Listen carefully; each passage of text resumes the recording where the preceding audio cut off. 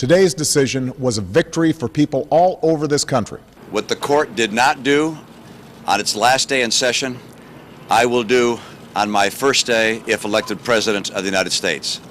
The political battle lines clearly drawn tonight after a historic decision by the U.S. Supreme Court, the High Court ruling that President Obama's health care plan is constitutional. So the question tonight is, what will this mean for Connecticut, for your family? And whether it's a good thing or a bad thing depends on who you ask.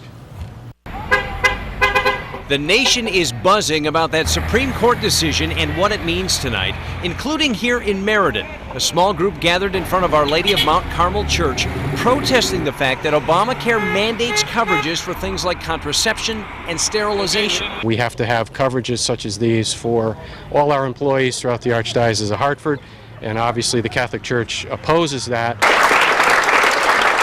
At the state capitol today, advocates for the poor were overjoyed. The law means that federal tax money will flow into our state to pay for a much larger Medicaid system, an expansion Connecticut was first in the nation to embrace. It's great.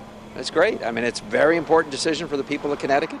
500,000 people would have lost coverage if the Republicans had had their way. Republicans say the plan is a job killer, a hugely expensive government overreach that will wind up with the IRS coming after you if you don't want to buy into a health care plan. We're going to allow people to be put in a position where they either have to buy a product or pay a substantial tax. That kind of policy really changes the relationship between the federal government and the people, and I think we can do much better. Here's in part what that law will do. In 2014, 150,000 low-income Connecticut adults will get basic health insurance. People who work but can't afford health insurance will get government money to help buy it. If you don't have insurance and have a pre-existing condition, you cannot be denied coverage. You will be offered several plans and choices at different price points, and insurers will have to pay rebates to consumers for premiums not spent on health care. Another big question, will the dwindling number of primary care doctors in our state be overwhelmed by all the new patients? Under the provisions of the law, there are enactments to try to improve access to primary care, to try to improve the number of primary care physicians through various mechanisms. And it's going to be interesting to see what happens.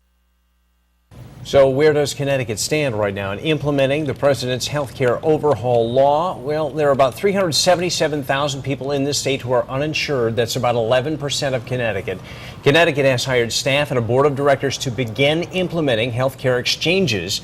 They'll be in place by the 2014 deadline set by that law. Connecticut is already allowing people under 26 to stay in their parents' health insurance policies, which is also part of that federal law. We've got a whole section set up on that health care reform ruling on our website at WTNH.com.